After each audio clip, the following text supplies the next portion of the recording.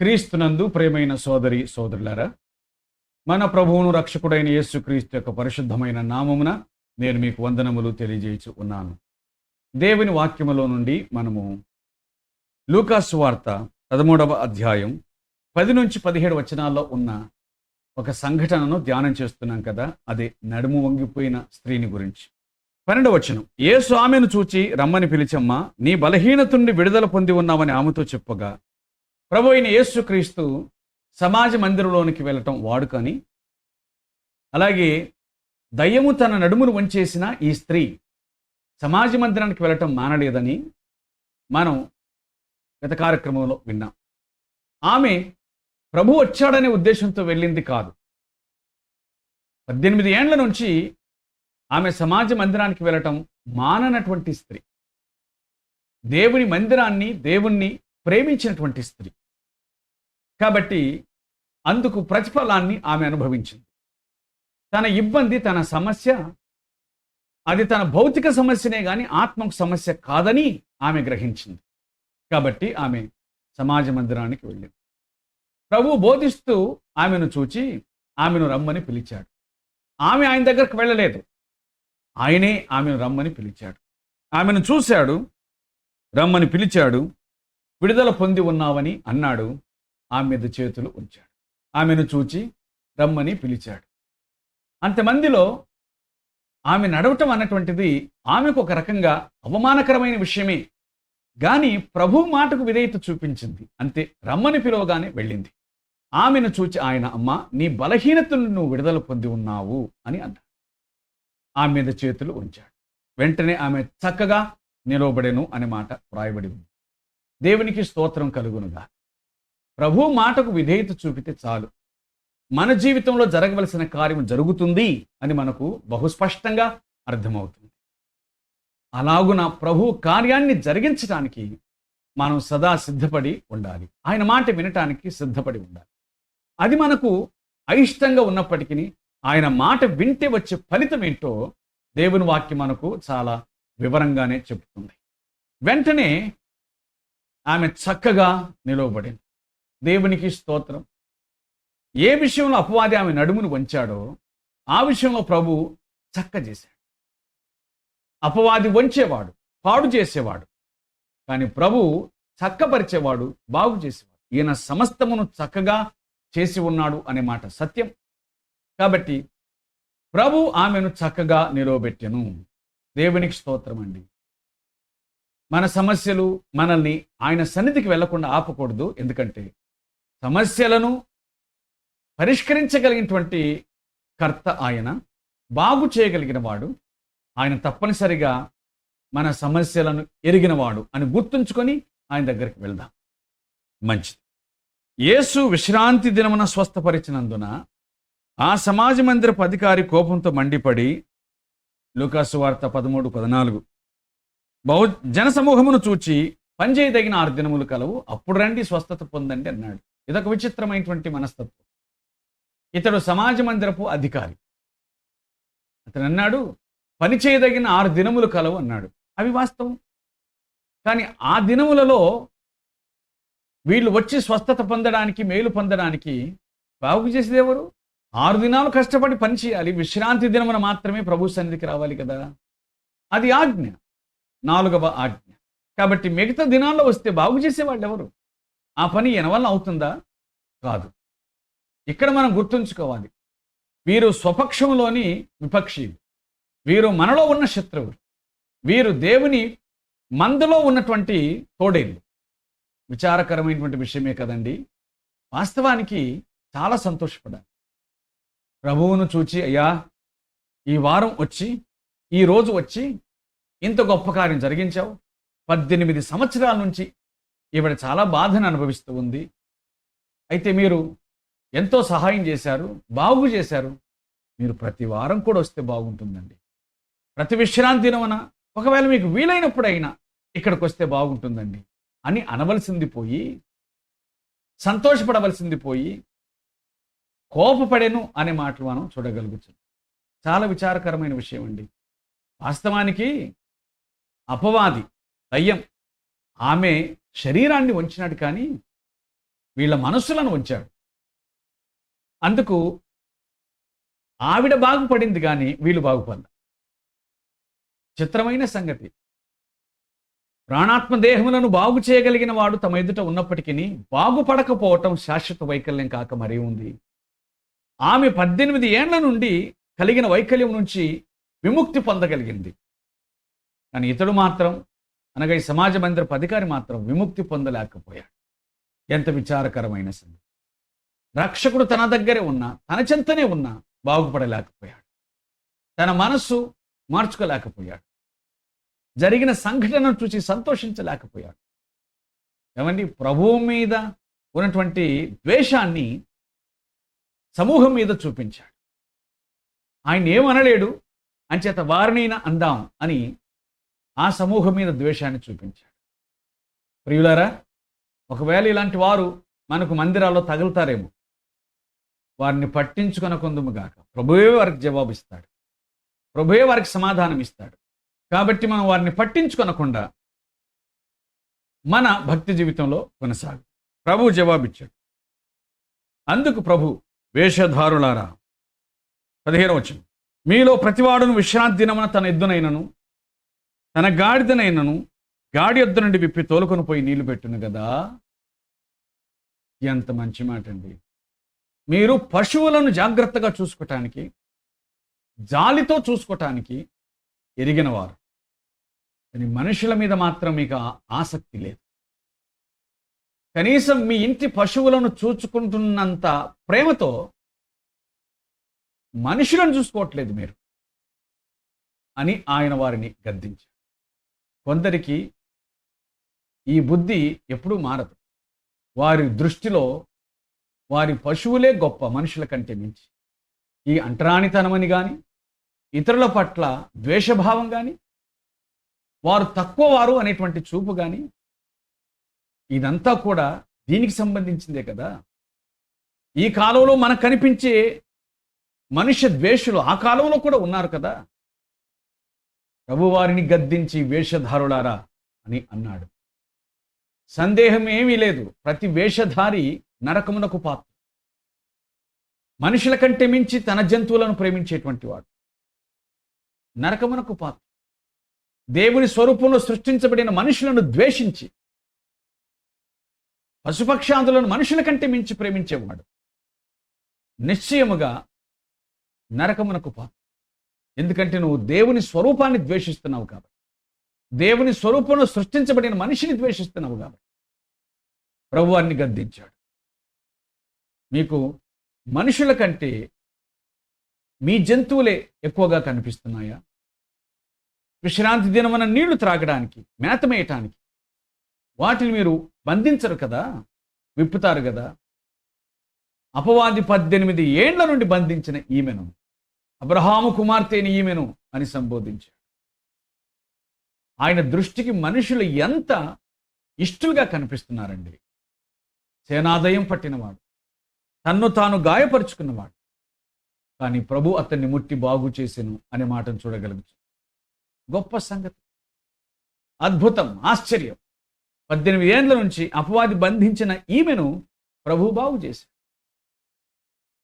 దయ్యాల చేత పీడించబడుతున్నటువంటి వారిని ఎందరినో తన యొద్దకు వచ్చిన వారందరినీ ప్రభు బాగు చేసి పంపించాడు.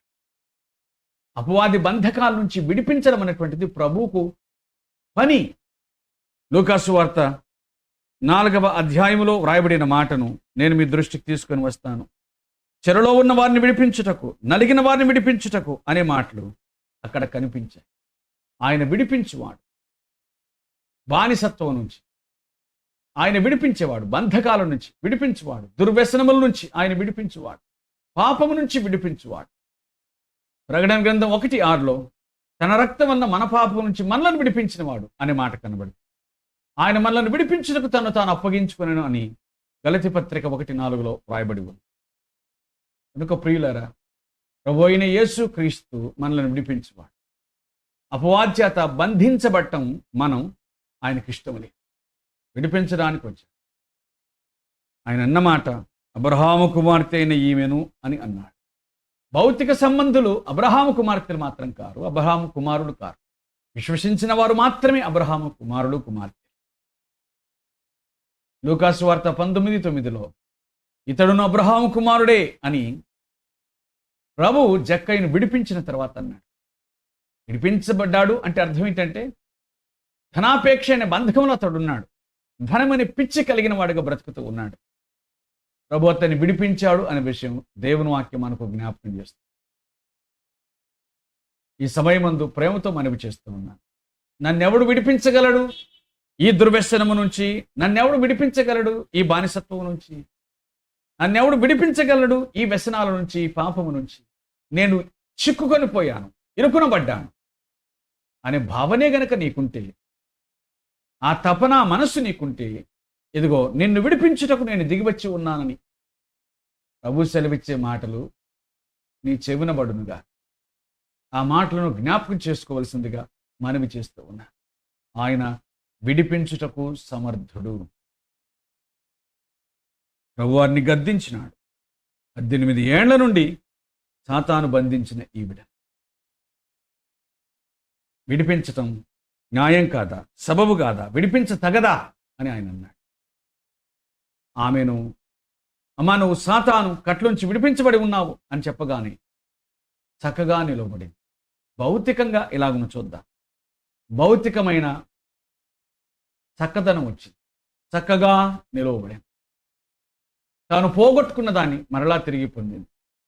అపవాది తీసివేసిన దాన్ని మరలా తిరిగి క్రీస్తునందు సంపాదించు. చక్కగా నిలిచెను, చక్కగా నిలిచెను. ఎంత మంచి ఆమె చక్కగా నిలిచి దేవుణ్ణి మహిమపరిచింది. వండర్ఫుల్. దేవునికి స్తోత్రం. దేవుణ్ణి మహిమపరచడం అంటే చక్కగా నిలవబడట. వంగిపోయిన జీవితం ఇప్పుడు చక్కగా నిలవబడట. పాడైన జీవితం చక్కగా నిలవబడట. చెడిపోయిన బ్రతుకు బాగుపడుట. ఇది చక్కగా నిలవబడి దేవుణ్ణి మహిమపరచుట అనే విషయాన్ని మరిచిపోకూడదండి. దేవుని మహిమపరచడం అంటే చప్పట్లు కొట్టడం, పాటలు పాడడం అవి కాదు ప్రధానమైనవి. జీవితం బాగుపడడం, పాపక్షమాపణ పొందడం, మారు మనస్సు పొందడం, జీవితం ద్వారా ప్రభువును మహిమపరచడం, ఇది చక్కగా నిలిచే లక్షణం అని మనం గుర్తుంచుకోవాలి. ఆమె చక్కగా నిలవబడింది, దేవుణ్ణి మహిమపరచు.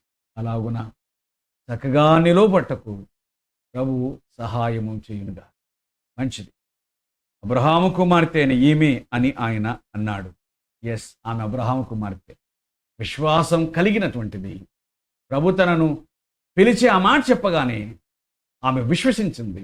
అంతకంటే ముందుగా విశ్వాసం కలిగింది కాబట్టి సమాజ మందిరానికి వచ్చింది.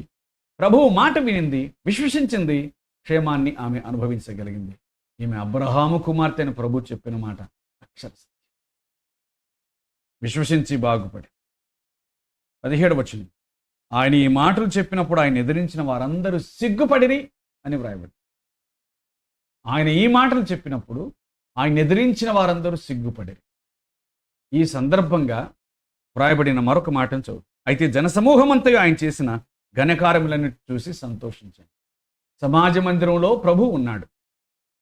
సమాజ మందిరాన్ని ప్రేమించిన నడుము వంగిపోయిన స్త్రీ ఉంది. సమాజ మందిరంలో ప్రభు చేత బాగుపడిన స్త్రీ ఉంది. సమాజ మందిరంలో వేషధారులైన పరిసయ్యులు ఉన్నారు, లేదా వేషధారులైన వ్యక్తులు ఉన్నారు. సమాజ మందిరంలో ప్రభు మాటల చేత సిగ్గుపరచబడ్డవారు ఉన్నారు. సమాజ మందిరంలో ఆయన మాటలకు సంతోషించిన వారు కూడా ఉన్నారు. అది సమాజ మందిరమే. అందులో అందరూ ఉన్నట్లుగా మనకు అర్థమవుతుంది. అన్ని రకాల ప్రజలు ఉన్నట్లుగా అర్థమవుతుంది. మందిరములో అందరూ ఉంటారనే సంగతి అర్థమవుతుంది కదా. వారు విడిపించబడిన వారుగా కనిపించవచ్చు, నాయకులుగా కనిపించవచ్చు, గొప్పవారుగా కనిపించవచ్చు, అధికారులుగా కనిపించవచ్చు. కానీ వారు ఎటువంటి వారో ప్రభువే ఎరిగినటువంటి వారు. ఎట్టకేలకు ఒక విషయానికి వస్తే ఒకటి సత్యం అండి. అదేంటి అనగా, ఈ సమాజ మందిరంలో అందరూ ఉన్నారు. బాగున్న వారు ఉన్నారు, నడుము వంగిపోయిన వారు ఉన్నారు, మనస్సులో వేషధారణ కలిగిన వారు ఉన్నారు. అదే సమయమునందు సామాన్య జనులు కూడా ఉన్నారు. సంతోషంగా ఆయన మాటలు వినేవారు కూడా ఉన్నట్లుగా మనకు కనిపిస్తుంది. అయితే వేషధారులు బాగుపడలేదు. బాగుపడగలిగింది ఎవరంటే విశ్వసించిన వారు మాత్రమే బాగుపడ్డారు. అధికారి బాగుపడలేదు, ఒక సాధారణమైనటువంటి స్త్రీ బాగుపడింది.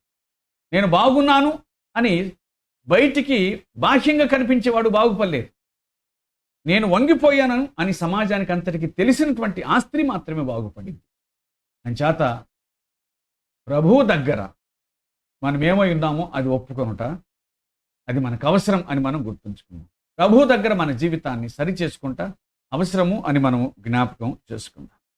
ప్రభువు మాటలను మనం జాగ్రత్తగా పట్టుకుందాం.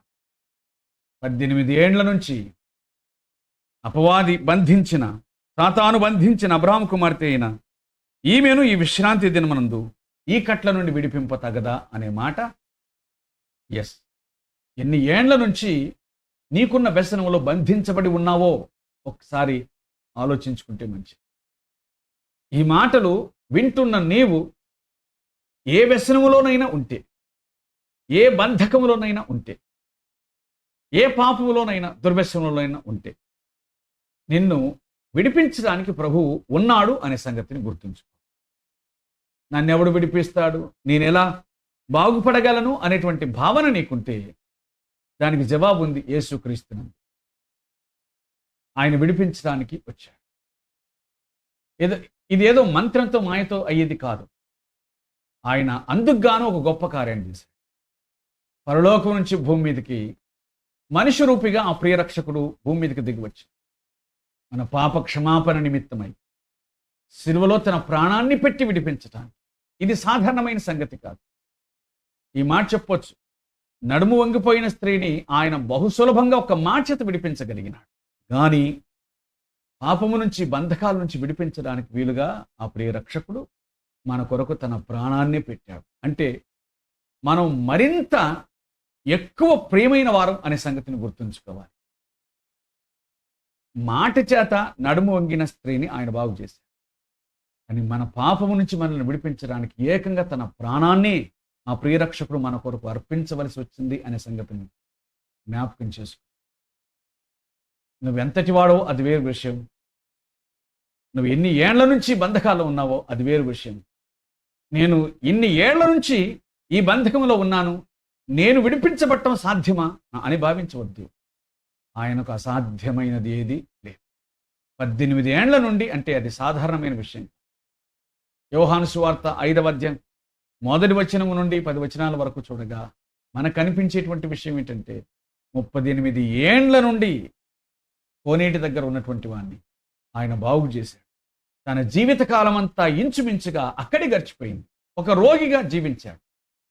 అని ప్రభు ఆ వయసులో కూడా అతన్ని బాగు చేయగలిగాడు. అతనికి 20 ఏళ్ల వయసు ఉందంటే 58 ఏళ్ల వయసులో అతడు బాగుపడ్డాడు. అతనికి 30 సంవత్సరాల వయసులో ఒకవేళ ఆ జబ్బు వచ్చి ఉండింటే 68 సంవత్సరాల వయసులో అతడు బాగుపడ్డాడు. అంటే బాగుపడడానికి వయసుతో సంబంధం లేదు. ఈ వృద్ధాప్యమందు ఇంకా నేనేమి చేయగలనులే, నేను ఇట్లాగే పోతాను అని అనుకోవద్దు సుమా. బాగు చేయడానికి ఆయన సమర్థుడు అనే సంగతిని గ్రహించగలిగితే, గుర్తించగలిగితే క్షేమం, మేలును పొందగలరు.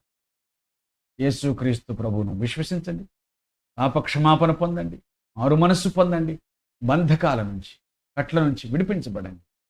యేసు రక్తం ప్రతి పాపం నుంచి నిన్ను కడిగి పవిత్రపరుస్తుంది. ప్రభు ఈ మాటలను మన వినికిడిలో దీవించునుగాక. ఆమేన్. ప్రార్థన చేద్దాం. సర్వకృపానిధియు, మిక్కిలి కనికరమును, అత్యంత దయ జాలి కలిగిన మా పరలోకపు తండ్రి, పరిశుద్ధమైన మీ నామమునకు మా హృదయపూర్వకమైన కృతజ్ఞత స్తుతులు స్తోత్రములు చెల్లించుచున్నాం. ఈ సమయమునందు మమ్మను ప్రేమించి మాకిచ్చిన మీ వాక్యం కొరకు మీకు స్తోత్రం. మా ప్రభు అయిన యేసుక్రీస్తు ద్వారా జరిగించబడుచున్న కార్యాన్ని బట్టి మీకు స్తోత్రాలు చెల్లిస్తున్నాం. మా ప్రభువా, మా నిమిత్తమై పరలోకం విడిచి భూమి మీదకి దిగివచ్చి మనుషులమైన మా జీవితాల్లో మీరు జరిగించిన కార్యాలన్నిటి కొరకు నీకు స్తోత్రాలు చెల్లిస్తూ ఉన్నాం. తుదకు ఎట్టకేలకు మా పాపక్షమాపణ నిమిత్తమై కలువరి శిలువలో మీ రక్తాన్ని కాచి మమ్మల్ని విడిపించిన విధం కొరకు మీకు కృతజ్ఞతాస్తుతులు చెల్లిస్తూ. ఈ సమయమునందు మీ మాటలు విన్న వారిని దర్శించండి. ఎవరు ఏ వ్యసనములో బందీలుగా బ్రతుకుచూ ఉన్నారో జ్ఞాపకం చేసుకుని విడిపించుమని మా ప్రార్థన. మీరే దర్శించండి, మహిమ ఘనత ప్రభావాలు పొందండి. కనిపించని రుగ్మతలతో ఉన్నవారు, కనిపించని లక్షణాలతో ఉన్నవారు, వేషధారణతో బ్రతికేవారు, జ్ఞాపకం చేసుకునండి. మీరు వారిని విడిపించమని వేడుకొనుచున్నాను. పరమందున్న తండ్రి, మా విషయంలో మీకు కలిగి ఉన్న ఈ ప్రణాళికను బట్టి మీకు స్తోత్రాలు. మా ప్రభు ద్వారా మమ్మల్ని విడిపించిన విధం కొరకు స్తోత్రాలు చెల్లిస్తూ ఉన్నాం. ఇంకా అనేక మంది విశ్వసించని వారు ఉండగా వారిని కూడా దర్శించండి. ఈ మాటలు వింటున్న వారిని దర్శించి వారి హృదయంలో మీ కార్యమును జరిగించి మహిమను పొందమని కృపగలిగిన మీ హస్తాలకు అప్పచెప్పుకొనుచు మా మనవులు ఆలకించుతురని మా రక్షకుడైన క్రీస్తు పేరట వేడుకొనుచున్నాము తండ్రి. ఆమేన్.